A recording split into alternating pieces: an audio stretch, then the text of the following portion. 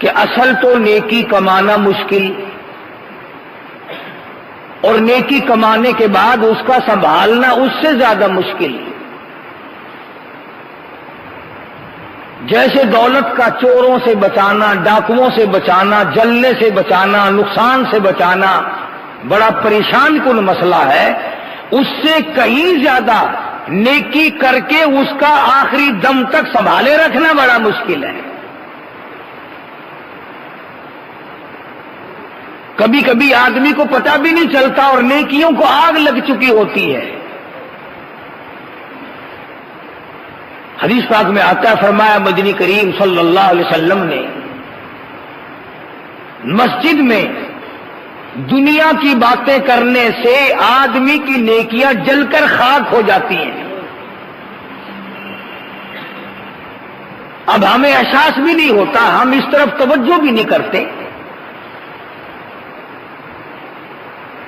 اسی طرح ارشاد گرامی ہے محمد عربی صلی اللہ علیہ وسلم کا کہ جب آدمی کی نیت میں خلل واقع ہو جائے اور نیت میں بربادی آ جائے تو نیکیاں برباد ہو جاتی ہیں۔ اور کچھ نیکیاں ایسی ہیں جن کے بارے میں قرآن کریم کہتا یا ایھا الذین آمنو، فرمایا ایماندارو، لا تبطلوا صدقاتکم بالمن والعذا،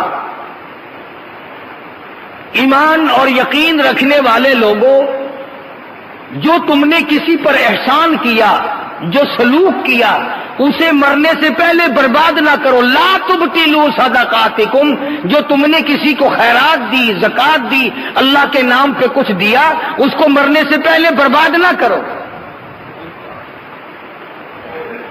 اب سوال یہ ہے کہ برباد کیسے ہو گیا؟ ایک آدمی نے کسی کو، بیوہ کو، یتیم کو، محتاج کو، غریب کو، ہمسائے کو 100 روپے دیے تو برباد کیسے ہو گئے؟ قرآن کریم نے فرمایا یا ایھا الذین آمنوا، ایمان والو، لا تبطلوا صدقاتکم بالمن والعذا، اپنے لینے دینے کو، اپنی خیرات کو، اپنی زکات کو، اپنے سلوک کو، اپنے لوگوں کے ساتھ مروت کو برباد نہ کیا کرو۔ الہ العالمین برباد کیسے ہو جاتا ہے؟ فرمایا لا تبطلوا صدقاتکم بالمن والعذا، احسان جتلانا، اس پر منت لگانا، مہنے مارنا، تانا زنی کرنا، ہم نے تیری ساتھ یوں سلوک کیا، ہم نے تجھے یوں کھلایا، ہم نے تیری یوں امداد کی، ہم نے تجھے یوں پالا، ہم نے تجھے یوں سنبھالا۔ فرمایا یا ایھا الذین آمنوا لا تبطلوا صدقاتکم بالمن والعذا، ایمانداروں، اپنے صدقات کو، اپنی خیرات کو، اپنی نیکیوں کو، اپنی حسنات کو، اپنی اچھائیوں کو برباد نہ کیا کرو، جتلا کر، بتلا کر، شرمندہ کر کے، دوسرے کو ذلیل و خوار کر کے اس طرح سے برباد نہیں کرنی۔ پتہ چلا کہ نیکی کرنا بڑا مشکل ہے، اور نیکی کرنے کے بعد اس کا سنبھالنا اس سے زیادہ مشکل ہے۔ اسی کو کہتا کہ احسان گر کیا جتلا کر بھی تو لطف کیا، احسان گر کیا جتلا کر بھی تو لطف کیا، اس طرح سے دے کہ دست گدا کو خبر نہ ہو، جس کو دے اس طرح سے دے، سجے ہاتھ سے دے رہا ہے تو کھبے کو پتہ نہ چلے، سخی نہ بنتا پھرا کر، ہاتھ امتائی نہ بنا کر، لوگوں میں جتلایا نہ کر، ذکر و اذکار نہ کیا کر۔ اللہ فرماتے میرے نام پہ نیکی کرنے والے تو جان گیا، تیرے پڑوسی جان گئے، کیا مجھے پتا نہیں؟ فرمایا میں اچھی طرح سے جانتا ہوں، یعلم خائنۃ الاعین، وما تخفی الصدور، میں تو تمہاری آنکھوں کے اشاروں سے واقف ہوں، میں تو تمہاری انگلی کے اشاروں سے واقف ہوں، دلوں کے راز سے واقف ہوں، جو دلوں میں نیتیں اٹھتی ہیں ان کو جانتا ہوں، ارادوں سے واقف ہوں، وسواس سے واقف ہوں، مجھ سے چھپ کر جاؤ گے کہاں؟ میری ذات تو اتنی بڑی ہے، واللہ عزیز ذو انتقام، میں اتنا بڑا بادشاہ، اتنا بڑا بے نیاز، اتنا بڑا حرمتوں کا مالک، الیس اللہ بکاف عبدا، اور میرے بندے کیا تیرے لیے میری ذات کافی نہیں؟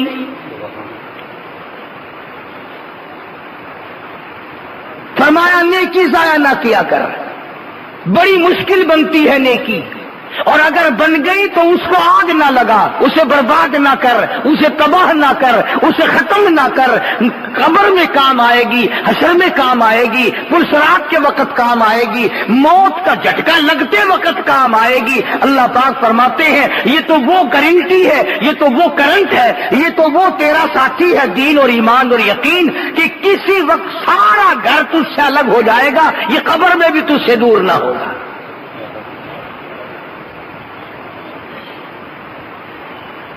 تو فرمایا ایمان اور یقین کی بات نہ جتلایا کر، میں نے فلاں کے ساتھ یوں احسان کیا، میں نے فلاں کے ساتھ یوں برتاؤ کیا۔ جگر نے بڑی عجیب بات کہی، کہتی ہے بوئے کباب سے لگا نہ لے یہ پتا، بوئے کباب سے کوئی لگا نہ لے یہ پتا، جگر کے جل جانے کی ہوا کو خبر نہ ہو، اس طرح سے گزار، کوئی نہ جانے، رب جانتا ہو یا تو جانتا ہو، اپنے سارے معاملات اس کے سپرد کرتا چل۔ حضور اکرم صلی اللہ تعالی علیہ وسلم نے تمام صحابہ کرام کو، تمام مسلمانوں کو ایک عجیب طرح کی ہدایت فرمائی، یوں فرمایا کہ اپنے معاملات میں، اپنے تمام تر زندگی کے شعبہ جات میں دین کو اجاگر کرو،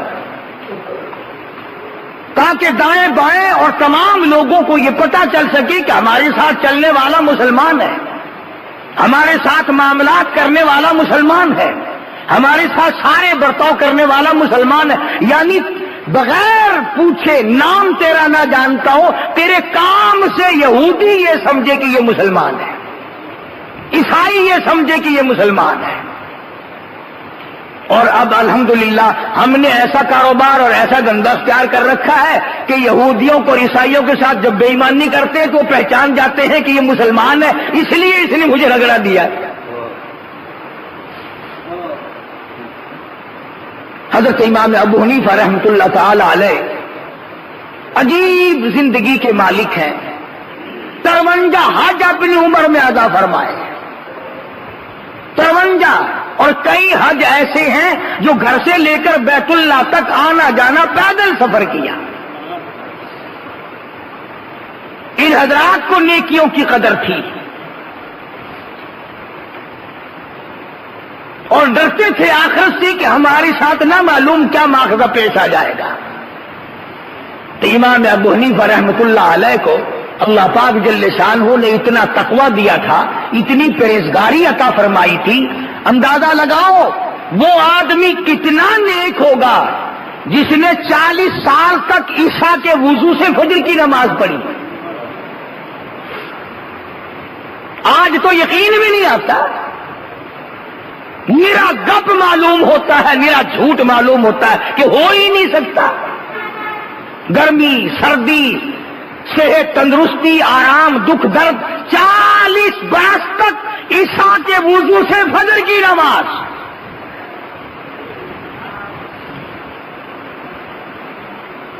اور صحابہ کرام کے زمانے میں ایک جماعت ایسی گزری، 50 آدمیوں کی مستقل جماعت تھی، 50 آدمیوں کی مستقل جماعت تھی، جنہوں نے 50 برس تک مغرب کے وضو سے فجر کی نماز پڑھی۔ بڑے چوڑے ہوئے پھرتے ہو تم، حج کر لیا، 4 نمازیں پڑھ لی رمضان میں، بڑے چوڑے ہوئے پھرتے ہو، صاحب جنت کا دروازہ الحمدللہ میں نہیں کھولنا ہے۔ ادھر آ میں تجھے بتلاؤں نیک کون ہوتے ہیں اور اللہ پاک کن کو نیک بناتا ہے۔ تیرے جیسے وہاں ہزاروں پل صراط پہ سے گزرتے گزرتے کٹ کٹ کر گر جائیں گے۔ 500 میل 500 برس گھوڑا دوڑے تو پل صراط کے اوپرلے سرے پہ چڑھے، اور 500 میل اور 500 برس تک گھوڑا دوڑے تو برابر کا سفر طے ہو، اور 500 برس تک گھوڑا دوڑے پھر اس کا ڈھلوان ختم ہو۔ اتنا لمبا سفر ہے پل صراط کا۔ اب تم نے تو سوچ لیا ہوگا کہ اتنا لمبا پل ہو ہی نہیں سکتا، ہاں جب چلیں گے جب پتہ چلے گا ہے کہ نہیں۔ یہ میری بات نہیں، محمد عربی صلی اللہ علیہ وسلم کا فرمان ہے، سرکار دو جہاں حضرت محمد الرسول اللہ صلی اللہ علیہ وسلم کا ارشاد ہے۔ لوگ گزر رہے ہوں گے، انبیاء بھی گزریں گے، رسول بھی گزریں گے، پیغمبر بھی گزریں گے، اولیاء بھی گزریں گے، صلحاء بھی گزریں گے، متقین اور تمام بزرگان دین گزریں گے، فاسق و فاجر بھی گزریں گے، بدماش بھی گزریں گے، بادشاہ بھی گزریں گے۔ حدیث پاک میں آتا ہے کہ اوپر یہ پل صراط ہوگی تلوار سے تیز اور بال سے باریک، اور جہنم نیچے ہوگا، جہنم اس کے نیچے ہوگا۔ کون سا جہنم؟ فرمایا انا اعتدنا للظالمین، انا اعتدنا للظالمین نارا احاط بهم سرادقها وَإِن يَسْتَغِيثُوا يُغَاثُوا بِمَاءٍ كَالْمُهْلِ يَشْوِي الْوُجُوهُ بِئْسَ الشَّرَابُ۔ آج تو بڑا سوکھا معلوم ہوتا ہے، نماز نہ پڑھو کوئی بات نہیں، روزہ نہ رکھو کوئی بات نہیں، کسی کی عزت پہ ڈاکہ ڈالو کوئی بات نہیں، کسی کا مال چرا لو کوئی بات نہیں، کسی کے ساتھ فراڈ کرو کوئی بات نہیں۔ اللہ پاک فرماتے ہیں میں اپنے بینک میں جمع کر رہا ہوں، تمام حالات کو نوٹ کر کے رکھ رہا ہوں، دستاویز پوری کی پوری بن رہی ہے، مثل تیار ہو رہی ہے، ادھر موت آئے گی ادھر آواز لگے گی اقرا کتاب کی، پڑھ اپنی کتاب۔ کفا بنفسک الیوم علیک حسیبا، اپنے خود صاحب خود فیصلہ کرتا چل، تیری کمائی کس قسم کی ہے، تو دھن دولت کس قسم کا کما کے لایا ہے۔ ایسے لوگ کہ مغرب کی وضو سے فجر کی نماز پڑھنے والے 50 آدمی 50 برس تک پڑھتے رہے۔ آج لوگوں کو فرض نماز کی توفیق نہیں، جمعے کی نماز کی توفیق نہیں، حالانکہ حضور اکرم صلی اللہ علیہ وسلم کا فرمان ہے جس نے لگاتار 3 جمعے قضا کر دیے فلیس منا، میری امت سے خارج ہے، میں اس کا نہیں وہ میرا نہیں، اور جس کے وہ نہیں پھر جائے وہ جہنم میں۔ اور ایمانداری کی بات تو یہ ہے کہ بے نماز کے چہرے کو دیکھا کرو، عقل مند آدمی منہ دیکھ کر پہچان لیتا ہے کہ یہ وہ پرانا پاپی ہے، بدماش، نماز نہیں پڑھتا، یہ چہرے سے پتا چل جاتا ہے خدا کے بغاوت کرنے والے کا، باغی کا۔ تو امام ابو حنیفہ رحمۃ اللہ علیہ اتنے نیک، اتنے بڑے ولی، اتنے بڑے پرہیزگار، رات کو قرآن کریم کی تلاوت کرتے ہیں، نفلوں میں تہجد کی نماز میں قرآن پڑھتے ہیں۔ ایتا گئی ثم لم یتوبوا فلہم عذاب جہنم، ثم لم يتوبوا فلهم عذاب جهنم ولهم عذاب الحريق۔ فرمایا ذرا ادھر آؤ تو صحیح، تمہیں پتہ چلے گا کس طرح ذلیل کر دینے والا عذاب ہے، جلا دینے والا عذاب ہے۔ وَلَهُمْ عَذَابٌ مُّهِينٌ، دیکھو تو صحیح میں تمہیں کیسا ذلیل کرتا ہوں، ساری دنیا تمہارے منہ پہ تھوک کے جائے گی۔ فرمایا جسے میں ذلیل کر دوں اسے عزت دینے والا کون ہے، اور جس کو میں عزت دے دوں اسے ذلیل کرنے والا کون ہے؟ تو امام ابو حنیفہ رحمۃ اللہ علیہ رات کو قرآن کریم پڑھتا ہے ایک اللہ کا بندہ، اللہ اکبر، اس قدر روتے ہیں کہ سارا محلہ اٹھ کے آ جاتا ہے۔ نماز میں جب جہنم کا ذکر آ گیا، امام ابو حنیفہ دھاڑے مار کر جو روئے، محلہ اکٹھا ہو گیا، اور ایک دن نہیں روزانہ ایسا ہوتا تھا۔ لوگ پوچھتے حضرت کیا بات ہے؟ فرمایا کرتے تھے جہنم کے انگاروں سے ڈرتا ہوں، جہنم کے انگاروں سے ڈرتا ہوں۔ کون سے انگارے؟ فرمایا کہ جن میں جلنے کے بعد آدمی کا بدن 3 میل لمبا 3 میل چوڑا ہو جاتا ہے، ایک آدمی کا بدن۔ اور تقویٰ پرہیزگاری کا یہ عالم ہے، ایک آدمی نے نہر میں غسل کیا، وہ غسل کر رہا ہے، یہ اس سے کافی دور آگے جدھر پانی بہ کر جا رہا ہے وہاں وضو فرمانے لگے، تو جب پانی اٹھا کر منہ کی طرف کیا کلی کے لیے تو واپس پھینک دیا، اور جدھر سے پانی آ رہا تھا ادھر چلے۔ ایک آدمی کو غسل کرتے دیکھا جوان کو، فرمایا اتق اللہ اتق اللہ اتق اللہ، ڈر اللہ سے، ڈر جا خدا کے قہر سے۔ وہ کہنے لگا کیوں؟ اللہ اکبر، امام ابو حنیفہ رحمۃ اللہ علیہ فرمانے لگے تو زنا کر کے اس نہر میں غسل نہیں کر رہا ہے، بدکاری کر کے آیا ہے تو اس نہر میں غسل کر رہا ہے۔ وہ کہنے لگا جی آپ کو کیا پتا؟ فرمایا میں نے جب پانی اٹھایا کلی کرنے کے لیے، تیرے بدن سے لگ کر پانی گیا ہوگا نا، تو پانی سے زنا کی بدبو آ رہی تھی، پانی سے زنا کی بدکاری کی بدبو آ رہی تھی۔ میں اس لیے تجھے ہمدردی کے طور پر کہنا آیا ہوں اتق اللہ، ڈر اللہ سے۔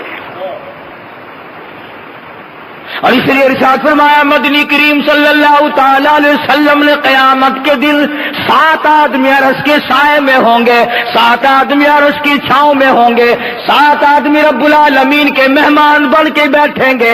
ایک ان میں سے وہ بھی ہے خوبصورت عورت، کسی کو دعوت دے ادھر آ جا، اور وہ آگے سے کہہ دے مرد انی اخاف اللہ رب العالمین، میں تو اپنے رب العالمین سے ڈرتا ہوں۔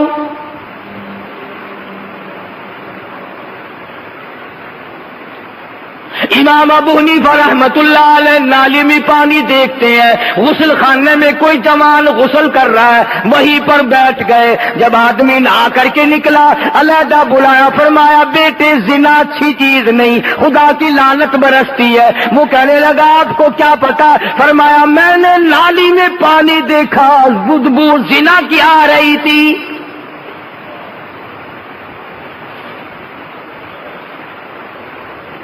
جن لوگوں نے اپنی نیکیوں کو سنبھالا اور گناہوں سے بچنے کی کوشش کی، اللہ پاک نے ان کو دنیا ہی میں تمام چیزیں دکھائیں اور بتائیں۔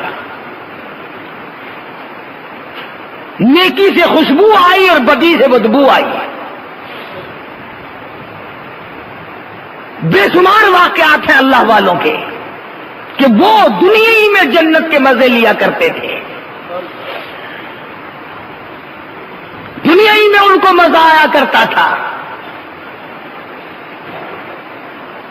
بادشاہ وقت ہے، بادشاہ ہے، خواجہ ابراہیم ابن ادہم رحمت اللہ علیہ بادشاہ ہیں، بلخ کے بادشاہ ہیں،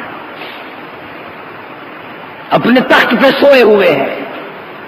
دل میں آیا کرتا تھا کبھی کبھی میں بھی اللہ والا بن جاؤں، میں بھی درویش بن جاؤں، میں بھی فقیر بن جاؤں، میں بھی خداوند عالم کی حضور میں ہر وقت اللہ اللہ کیا کروں، میری زبان ہو تیرا نام ہو، میرا دل ہو تیری یاد ہو، یہ دل میں ارادہ کیا کرتا تھا خواجہ ابراہیم ابن ادہم رحمت اللہ علیہ، بادشاہ ہے بلخ کا۔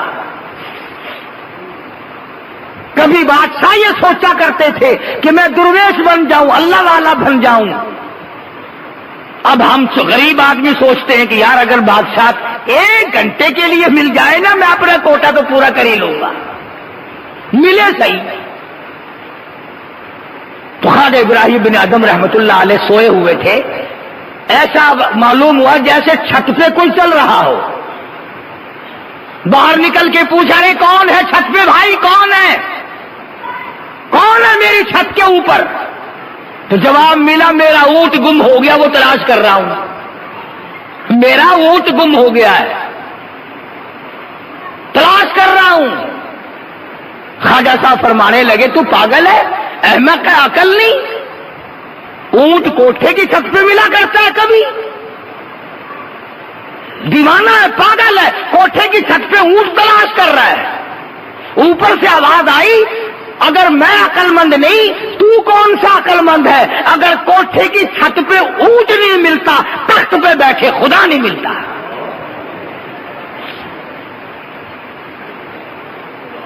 مجھے اگر چھت پہ اونٹ نہیں ملے گا، یاد رکھ شہنشاہی کے تخت پہ بیٹھے بیٹھے تجھے بھی خدا نہیں ملے گا۔ سمجھ میں آ گئی بات؟ چسکے والے لوگ تو تھے نہیں ہے جس کو اللہ کا چسکا پڑ جائے۔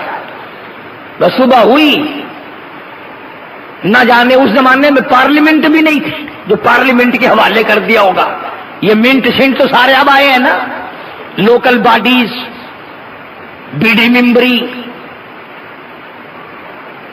فلانی شورا ممبر اجلاس ہے، فلانی صوبائی اسمبلی، قومی اسمبلی، یہ ساری کے سارے الحمدللہ انگریز کا تحفہ ہے، یہ دین ایمان کی ان میں کوئی بات نہیں ہے۔ وہ جو تھے نا ہمارے روحانی باپ انگریز،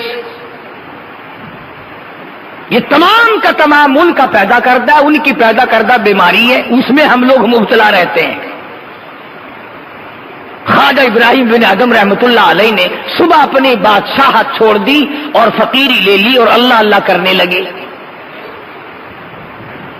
سال 2 سال یا 6 مہینے، یہ کافی مدت کے بعد وہ بادشاہ خواجہ صاحب سے ملنے گیا۔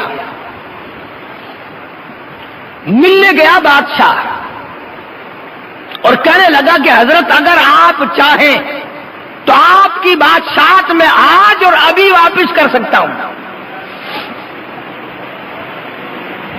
یعنی اگر آپ چاہیں تو میں آپ کو اپنی بادشاہت جو ہے نا جیسے آپ نے دی تھی میں بھی یوں ہی لوٹانے کے لیے ہر وقت تیار ہوں۔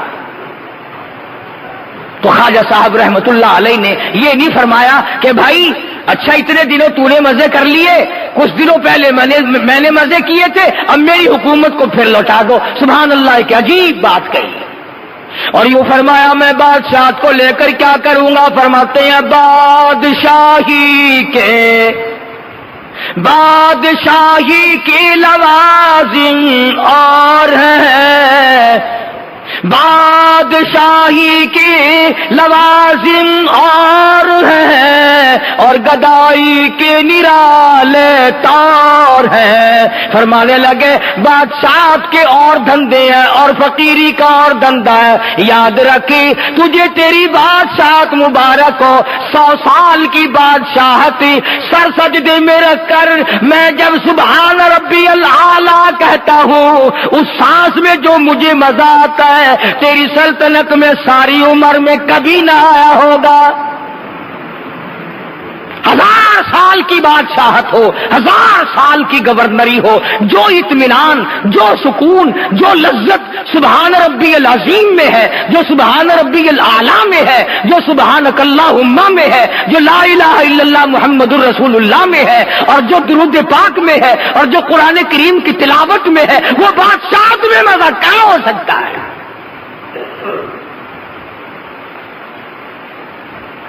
اس کا ایک نمایاں فرق آپ کو بتاؤں۔ ایک ہوتی ہے دلوں پہ حکمرانی، یہ فقیر درویش لوگ اللہ والے یہ دلوں پہ حکمرانی کرتے ہیں، دلوں پہ حکومت کرتے ہیں. اور ایک یہ بظاہری حکومت ہے جو فوج اور پولیس کے ذریعے، ڈنڈے کے ذریعے حکومت چلتی ہے. تو جو لوگ دیندار ہیں، جو اللہ والے ہیں، ان کی قدر دلوں میں ہوتی ہے، ان کی چاہت دلوں میں ہوتی ہے، ان کی حکومت دلوں پہ ہوتی ہے. وہ دلوں کے حکمران ہوتے ہیں اور دلوں کی وجہ سے پھر آنکھ اور تمام جسم ان کے سامنے بچھ جایا کرتا ہے. چنانچہ ہر نیک آدمی کی یہ تمنا ہے کہ نیک آدمی میرا ایک رات مہمان بن جائے، کوئی اللہ والا میرے یہاں 1 گھنٹہ آ جائے، کوئی 1 منٹ آ جائے. اور کبھی کسی نے یہ بھی تمنا کی کہ 1 دن اور 1 گھنٹہ ڈنڈا لے کر تھانے دار میرے گھر میں آ جائے. کون تمنا کرتا ہے؟ اگر پتہ بھی چل جائے نا کہ دروازے پہ کھڑا ہوا مجھے بلا رہا ہے تو آدمی کہتا ہے وہ لعنت کا مارا کیوں آ گیا یہاں بھائی. اس لیے کہ وہ دلوں پہ حکومت نہیں، فقیروں کی دلوں پہ حکومت ہوتی ہے. تو خواجہ ابراہیم ابن ادھم رحمت اللہ علیہ نے صاف جواب دے دیا اور انکار کر دیا. اور تو قرآن کریم کی جو میں نے آیت تلاوت کی، حق سبحانہ و تعالی و تقدس نے اس پر فرمایا من عمل صالحا من ذکر او انثى، مرد نے نیکی کی ہو یا عورت نے نیکی کی ہو، فلنحیینہ حیاتا طیبہ، میں ان کی نیکی، ان کی سعادت، ان کی خوش بختی، ان کی اچھائی کا مزہ ان کو دنیا ہی میں چکھا دیتا ہوں. اب جتنا روزہ رکھنے والے لوگ ہیں ان کو روزے کا مزے کا پتہ ہے، عجیب لذت ہوتی ہے. جو آدمی پابندی سے نماز پڑھتا ہے اسے پتا کہ نماز کی کیسی لذت ہے. جو آدمی صبح اٹھ کر قرآن کریم کی تلاوت کرتا ہے اسے پتا کہ تلاوت میں کیا مزہ آتا ہے.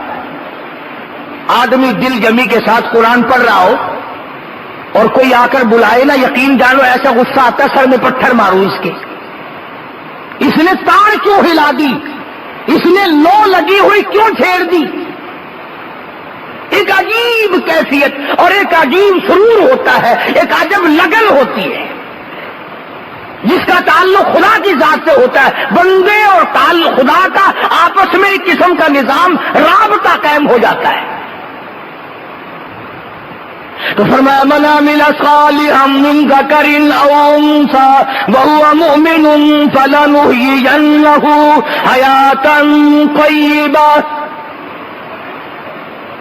مرد ہو یا عورت ہو جو بھی نیکی کرے گا، جو اچھائی کرے گا، میں اس کا مزہ، اس کی لذت، اس کی حلاوت، اس کا مٹھاس، اس کی چاشنی اس کو دنیا ہی میں چکھا دوں گا. وہی پتا چل جائے گا اسے کہ اس میں کیا لذت ہے اور اس میں کیا مزہ ہے. اور صحابہ کرام کے تو واقعات اس پر بڑے بے شمار ہیں کہ انہیں کیسی لذت آئی اس میں اور کس قدر حلاوت ان کو آیا کرتی تھی. سیدنا بلال حبشی رضی اللہ تعالی عنہ آگ میں لٹائے ہوئے ہیں، سینے پہ پتھر کی چٹان ہے، مارنے والے مار رہے ہیں، اور حضرت بلال رضی اللہ تعالی عنہ کی زبان پر احد احد، اللہ احد، اللہ ایک ہے، اللہ ایک ہے، یہ ورد جاری ہے.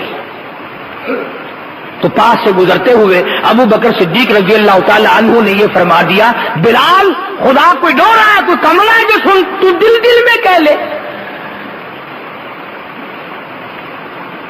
تو اپنے دل ہی دل میں آواز لگا لے، باہر آواز نہ نکال، تجھے مار پڑتی ہے، تجھے تکلیف پہنچ رہی ہے بے تحاشا. تو حضرت بلال رضی اللہ تعالی عنہ نے اتنا جواب سن کر صدیق اکبر کی زبان سے رضی اللہ تعالی رو دیا، رونے لگے اور فرمایا ابو بکر کوئی اور کہتا تو بات تھی، تم نے یہ بات کیوں کہی؟ اور وہ فرمایا کہ جب وہ ذات میرے سامنے ہو، جب میں اپنے خدا کا دیدار کروں، میں آہستہ کیسے کہوں؟ خدا کی ذات میرے سامنے ہوتی ہے، میں دیدار کر رہا ہوتا ہوں. تو دیکھو بلال نے دنیا ہی میں خداوند کریم کے تجلیات کا دیدار کر لیا. بایزید بستامی رحمت اللہ تعالی علیہ بزرگ گزرے ہیں، اللہ والے ہیں، نیک آدمی تھے، آخری وقت ہے. یوں لکھا کتابوں میں کہ فرشتوں نے جنت کا نقشہ کھینچ کر سامنے کیا تو بایزید بستامی رحمت اللہ علیہ نے منہ پھیر لیا. پھر دوسری طرف جنت کا نقشہ کھینچ کر سامنے رکھا. بایزید بستامی رحمت اللہ علیہ نے پھر منہ پھیر لیا. تو فرشتوں نے پوچھا بستامی جنت سے نفرت ہو گئی؟ جنت سے نفرت ہو گئی؟ منہ پھیر رہے ہو جنت سے؟ تو بستامی کہتا ہے نہیں، جنت سے نفرت نہیں ہے، جس جنت میں میرے خدا کا دیدار نہیں میں اس جنت کو لے کے کروں گا کیا؟ اور یوں کہنے لگا وہ گل ہی کیا ہے کہ جس گل، وہ گل ہی کیا ہے کہ جس گل میں بو نہ ہو، اور وہ دل ہی کیا ہے کہ جس دل میں تو نہ ہو. بایزید بستامی کہتا ہے میں اس جنت پہ بھی راضی نہیں جس میں تیرا دیدار نہیں. میں اس جنت کو لے کے کیا کروں گا؟ بھئی ایک موٹی سی بات ہے، جیسے ہم ویسے ہمارے خیالات. اگر کسی آدمی سے کام ہو ضروری، اس کے گھر جاؤ، گھر والے کہیں کہ زردہ پکا ہوا ہے کھاؤ، پلاؤ پکا ہوا ہے کھا، سالن پکا ہوا ہے کھا، پانی پی، شربت پی، لسی پی، وہ کہتا ہے میں کروں کیا کھا پی کر، جس سے ملنے آیا تھا وہ تو ہے ہی نہیں.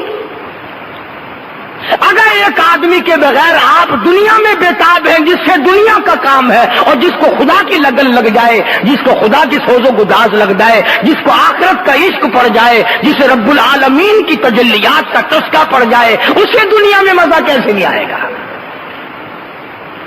اس لیے فرمایا من عمل صالحا من ذکر او انثى وهو مؤمن فلنحيينه حياة طيبة ولنجزينهم اجرهم باحسن الذي كانوا يعملون. اللہ تعالیٰ فرماتے ہیں میں تو زبان سے بھی مزہ چکھا دیتا ہوں، آنکھوں سے بھی دکھا دیتا ہوں، دل اس کی گواہی دینے لگتا ہے یہ تو جنتی مزے ہیں. فرمایا وَأَمَّا مَنْ خَافَ مَقَامَ رَبِّهِ وَنَهَى النَّفْسَ عَنِ الْهَوَىٰ فَإِنَّ الْجَنَّةَ هِيَ الْمَأْوَىٰ. فرمایا ڈرنے والوں کے لیے جنت ہے، ڈرنے والوں کے لیے بہشت ہے، ڈرنے والوں کے لیے فردوس ہے، ڈرنے والوں کے لیے میری رضا ہے. وَمَن يُطِعِ الرَّسُولَ فَقَدْ أَطَاعَ اللَّهَ وَمَن تَوَلَّىٰ فَمَا أَرْسَلْنَاكَ عَلَيْهِمْ حَفِيظًا. میرے بندے میری اطاعت کر، میرے محبوب صلی اللہ علیہ وسلم کی اطاعت کر، اپنی ساری زندگی کو نکھری ہوئی رکھ، صاف ستھری رکھ، اسے گوگلی نہ بنا، میلی نہ بنا، اجلا رکھ اپنے تمام نظام کو.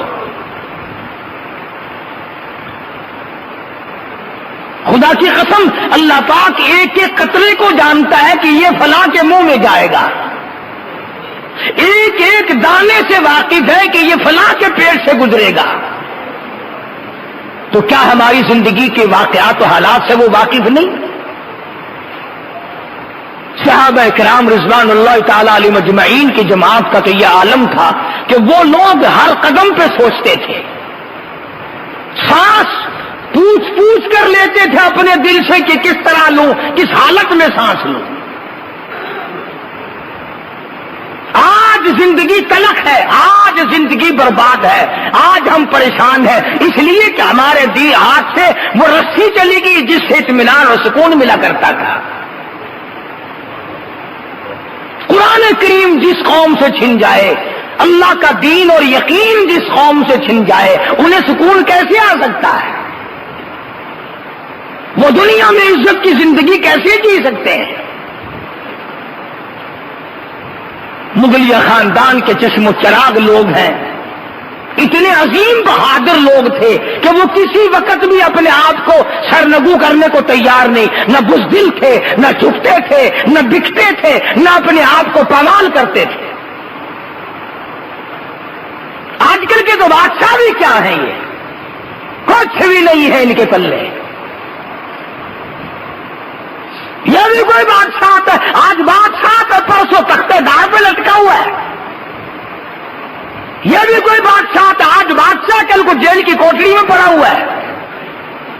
یہ بھی کوئی بادشاہ ہے؟ آج بادشاہ کل لوگ اس کے منہ پہ تھوک رہے ہیں.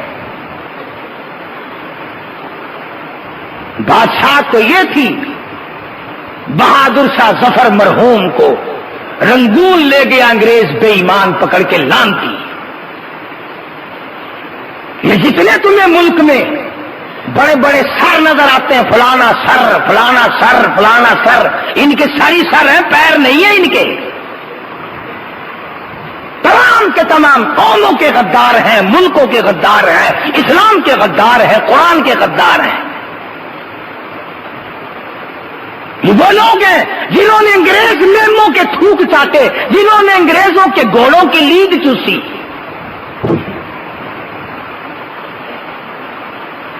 بڑے بڑے قبیلے خاندان پڑے ہیں تمہارے چاروں طرف. یہ کوٹھی ہے جو انہوں نے چاروں طرف ملک میں جگہ جگہ بنا رکھی ہیں، یہ ان کے باپ دادا کی بنوائی ہوئی نہیں، یہ ان کو میراث میں کہیں سے نہیں ملی، انگریز کا تحفہ ہے سارا.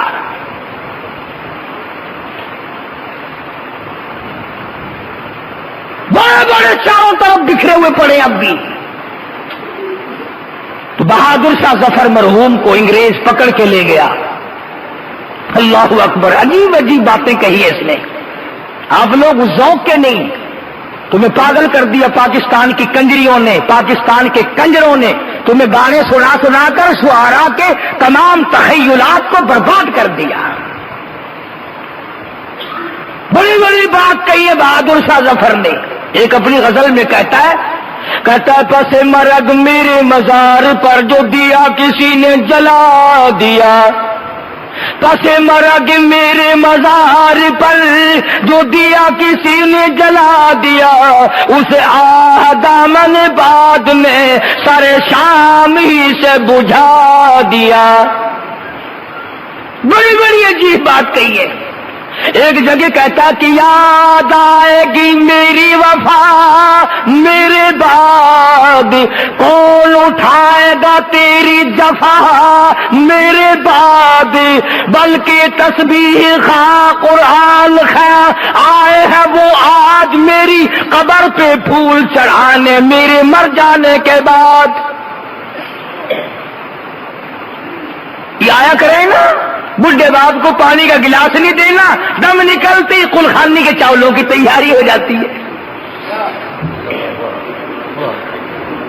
کبھی نہیں پوچھا ابا جان کو کیا حال ہے. بہادر شاہ ظفر مرحوم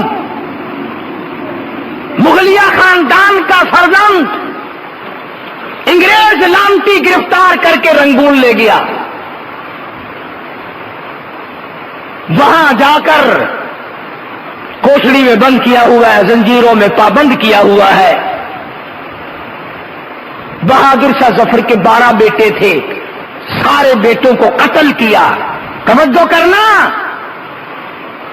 بیٹھکوں میں، ہوٹلوں پہ، دکانوں پہ بیٹھ کر ناول بڑے پڑھتے ہو، بکواس بڑی کرتے ہو. کبھی تم نے اپنے ملک کی تاریخ بھی پڑھی؟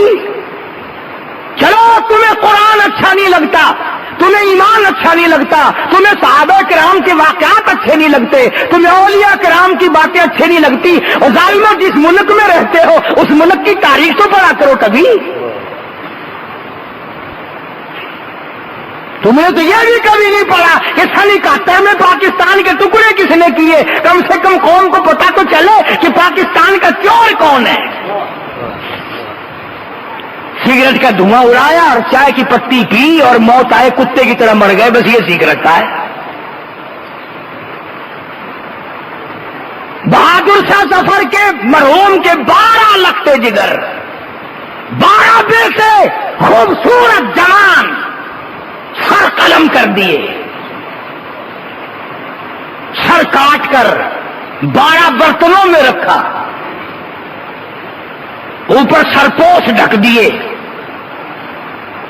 اور بہادر شاہ ظفر کو جا کر کے ایک انگریز کہتا ہے ہم نے آج تمہاری دعوت کی ہے،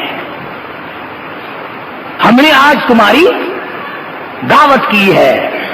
بہادر شاہ ظفر سمجھ گیا انگریز اور میری دعوت.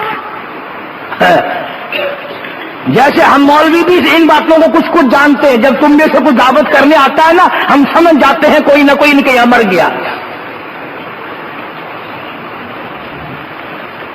خوشی میں دعوت مولوی کو کون کھلائے؟ چیئرمین مر گئے، دعوت کھانے والے کوئی اور لوگ تھوڑے۔ بہادر شاہ ظفر کو انگریز کہتا ہے تیری دعوت کی ہم نے، چلو۔ بادشاہ کہتا ہے میں نے دعوت کھا لی، تم نے کھلا دی، کیوں تنگ کرتے ہو؟ بہرحال بادشاہ بہادر شاہ ظفر کو لائے،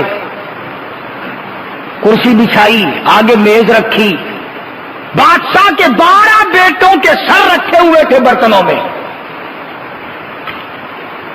اور پہلا برتن کھولا تو بڑے بیٹے کا سر تھا، دوسرا برتن کھولا تو اس سے چھوٹے کا سر تھا، تیسرا کھولا، اسی طرح سے 12 بیٹے تھے، 12 بیٹوں کے سر برتنوں میں رکھ کر انگریز نے سامنے کر دیے۔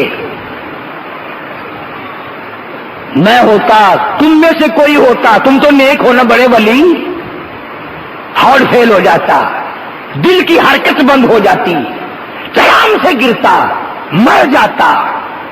بہادر شاہ ظفر جیسا جوان وہی کھڑا ہو کے کہتا کہ لیے پھرتی ہے بلبل چونچ میں گل، لیے پھرتی ہے بلبل چونچ میں گل، اور ڈھونڈتی ہے شہید ناز کی تربت کہاں ہے۔ اور میرے بیٹوں مبارک ہو، اور فرزندوں مبارک ہو، خاندان تیموریہ کے فرزندوں تمہیں مبارک ہو، مجھے تم سے یہی امید تھی، تم اتنے وفادار نکلے، اپنے باپ کے سامنے سر آ کر رکھ دیے۔ تم نے اپنی آن کا سودا نہ کیا، تم نے اپنی شان کا سودا نہ کیا، تم نے اپنے وقار کا سودا نہ کیا، اور یہ سر کٹتا اچھا ہے، جھکتا اچھا نہیں ہے۔ جرأت تھی لوگوں میں، بہادر تھے لوگ۔ دلی سے لے کر چاروں طرف کے اطراف اور علاقے میں 4000 عربی مدرسہ تھا، کوئی مولوی نہ بچا، کوئی محدث نہ بچا، کوئی استاد نہ بچا، کوئی خادم نہ بچا، بلکہ آگے بڑھ کر کے کہوں گا اس وقت مسجد میں اذان دینے والا بھی کوئی نہ بچا۔ 14,000 علماء دین کو ایک دن میں پھانسی دی تھی انگریز نے، 14,000 علماء دین کو ایک دن پھانسی پہ چڑھایا، مختلف علاقوں میں جلایا ہے، پھانسی چڑھایا ہے، پرواہ نہیں کی۔ میں عرض کر رہا تھا جب نیکی کا مزہ دنیا میں آنے لگے، جب نیکی کی حلاوت دنیا ہی میں چکھنے لگے آدمی، پھر اس نیکی سے باز نہیں آیا کرتا۔ مرزا مظہر جانان شہید رحمت اللہ علیہ عالمگیر بادشاہ کے خالہ زاد بھائی ہیں، بڑے نیک ہیں، گولی سینے میں لگی، جامع مسجد دلی کے زینے پہ پڑا ہے، پیڑیوں پہ پڑے ہیں۔ ایک آدمی نے کہا حضرت 3 دن گزر گئے، آگے تو ہر سانس میں درود شریف پڑھا کرتے تھے، اب درود شریف کی آواز نہیں آئی، تیسرا دن ہے ہم نے درود نہیں سنا، کیا بات ہے؟ مرزا صاحب نے جواب دیا سبحان اللہ، فرمانے لگے میرے آقا کی ذات پاک ہے، مدنی کریم صلی اللہ علیہ وسلم کی ذات پاک ہے، 1000 بار بشوم دہن دا مشکو گلاب ہنوز نام تو گفتن کمال بے ادبی۔ فرمایا اگر میں مشکو عنبر زعفران سے اپنے منہ کو 1000 مرتبہ دھو کر آقا کا نام لوں پھر میرے تو بے ادبی نہ ہو جائے۔ تو مرزا صاحب کہتے ہیں حضور کی ذات اتنی پاک ہے، حضور کی صفات اتنی صفات ہے، وہ اتنے پاکیزہ ہیں، میرے سینے میں جو گولی ٹھہر گئی ہے وہ گندک اور برود کی ہے، بدبودار ہے، اور لوگوں سینے میں بدبودار گولی لے کر کالی کملی والے کی ذات پر درود شریف پڑھتے ہوئے مجھے شرم آ رہی ہے، مجھے شرم آ رہی ہے حضور کی ذات پر درود شریف پڑھتے ہوئے، سینے میں بدبودار گولی ہے۔ اور یہاں ہمارے یہاں گندے نالے پہ ہوٹل ہے، گندی روڑی پہ ہوٹل ہے، دبڑک دبڑک ہوٹل پہ وہ ڈھولک بج رہی ہے، ریکارڈ بج رہا ہے، صوفی صاحب بیٹھے ہیں، بال بکھرے ہوئے ہیں، داڑھی منہ صاف ہے، شکل سے معلوم ہوتے ہیں جیسے حضور اندرا کے بھتیجے ہو، قوالی ہو رہی ہے، سر ہل رہا ہے، بابا بابا بابا کیا بات ہے کیا بات ہے. نبی پاک صلی اللہ علیہ وسلم کا نام کہاں، کس مجلس میں اور کہاں آ رہا ہے؟ جن کے نام کو فرشتے بھی ادب سے لیں، جن کے سامنے جبریل نے ٹنڈ کبھی نہ کی، باب جبریل تک تم مدینے پاک میں جاؤ، حضور کے روضہ مبارک سے قبر مبارک سے باب جبریل دیکھو کتنا فاصلے پہ ہے. اتنی دور تک جبریل امین فٹ پیرا چلتا تھا، پیٹھ پیچھے چلتا تھا، حضور کی طرف پیٹھ نہیں کرتا تھا.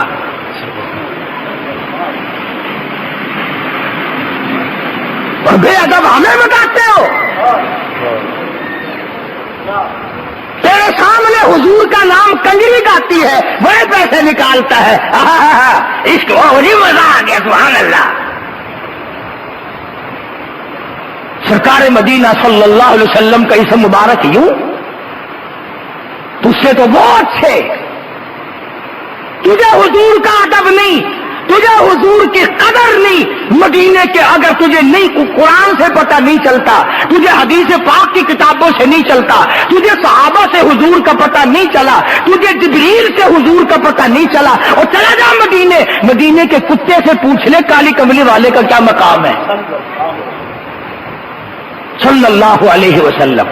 مدینے کی بلی سے پوچھ لے سرکار مدینہ صلی اللہ علیہ وسلم کے شہر کا گلیوں کا کیا مقام ہے. یوں ہی لگے رہتے ہیں بس.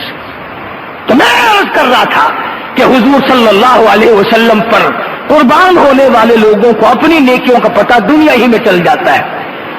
سلطان نور الدین زنگی رحمت اللہ علیہ بادشاہ وقت ہے، میری مستقل کیسٹ ہے اس عنوان پر. سلطان نور الدین زنگی مارکیٹ میں ہے.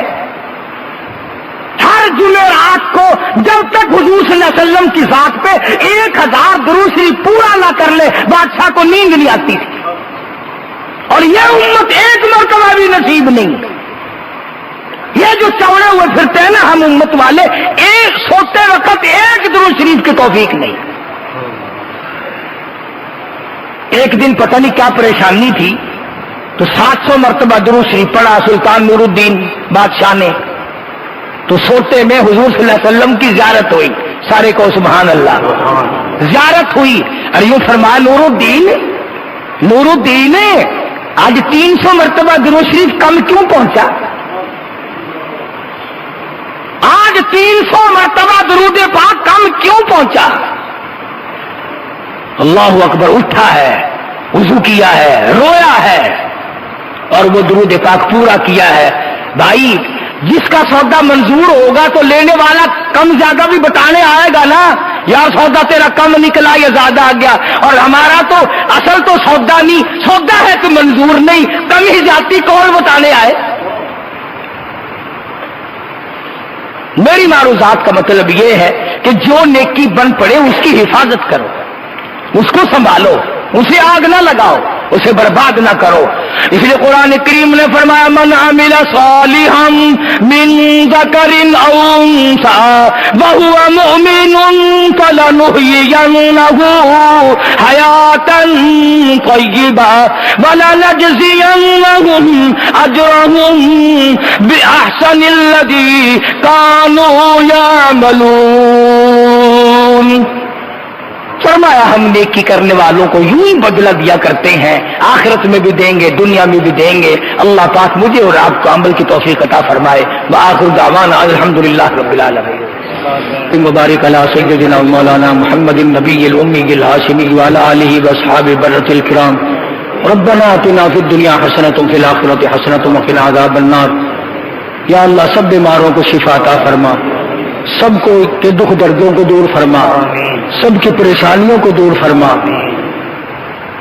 انگلینڈ سے خط آیا ہے کہ اس تو سنتے ہیں لوگ پوری دنیا کے، میرا تو کمال نہیں، یہ تو تمہارا کمال ہے. اللہ پاک نے ان کو قبولیت عامہ بخشی ہے. انہوں نے لکھا ہے کہ جمعے میں اور لوگوں سے بھی اور خود بھی سب سے دعا کرائیں، اللہ پاک ان کو صحت عطا فرمائے. بھائی مشتاق صاحب ہیں، انہوں نے خط لکھا ہے ان کے کاروبار کے لیے بھی دعا کرو، اللہ پاک ان کو صحت عطا فرمائے. اور یہاں بھی کافی سارے ساتھی ہیں، یا اللہ سب کے کاروبار میں برکت عطا فرما، روز رزق میں وسعت عطا فرما. یہ سلیمان ہے، اس کی بیوی انتقال کر گئی، عاجم دستار ہے، اس کی بیوی اللہ کے یہاں چلی گئی، جنت الفردوس عطا فرما۔ اور یہ رب نواز کھڑا ہے، اس کے والدین، میرے والدین، تم سب کے والدین جو اللہ کے یہاں چلے گئے، یا اللہ سب کو جنت عطا فرما۔ اور جو زندہ ہے اللہ ان کی اولاد کو خدمت کی توفیق عطا فرما، سب کی مشکلوں کو آسان فرما۔ قاری محمد طیب صاحب رحمت اللہ علیہ محتمم دارالعلوم دیوبند اسی ہفتے میں انتقال فرما گئے، اللہ تعالیٰ ان کو قبر پر کروڑہ رحمت نازل فرمائے، اور انہوں نے جو دینی خدمات 40 برس تک مدرسہ دارالعلوم کی اہتمام کے ساتھ کی ہیں، اللہ ان کو جزائے خیر عطا فرمائے، اور ان کی اولاد کو اور ان کے شاگردوں کو، میرے بھی استاد تھے شمائل ترمذی کے، اللہ تعالیٰ ان کو جنت الفردوس میں جگہ عطا فرمائے، اللہ پاک ہمیں بھی ان کے نقش قدم پہ چلنے کی توفیق عطا فرمائے۔ اور کئی لوگوں نے دعاؤں کے لیے کہا، یا اللہ سب کی دعاؤں کو قبول فرما، مرد عورتوں کی جھولیاں بھر دے، یا اللہ تیرے خزانے میں کوئی کمی نہیں، ہم سب کو بامراد بنا دے، سب کو حج بیت اللہ نصیب فرما، سب کو روزہ اقدس صلی اللہ علیہ وسلم کی زیارت نصیب فرما۔ گرمی بڑی ہے، رخشوں کی 3 دن سے ہڑتال ہے، لوگ اس وجہ سے کم آئے، پریشان ہے، یا اللہ رحمت کی بارش عطا فرما، یا اللہ نزول باران رحمت عطا فرما، یا اللہ ساری مخلوق کی پریشانیوں کو دور فرما، سارے ملک پہ کرم فرما، ساری امت مسلمہ پہ مغفرت فرما، اور تمام کے ساتھ فضل کا معاملہ فرما، الہ العالمین کرم کا معاملہ فرما، بے اولاد کا اولاد عطا فرما، جس کے ذمہ قرض وہ ادا کرنے کی صورتیں پیدا فرما۔ ربنا تقبل منا انک انت السمیع العلیم وتب علینا انک انت التواب الرحیم، صلی اللہ علی حبیبہ محمد وآلہ وصحبہ اجمعین برحمتک یا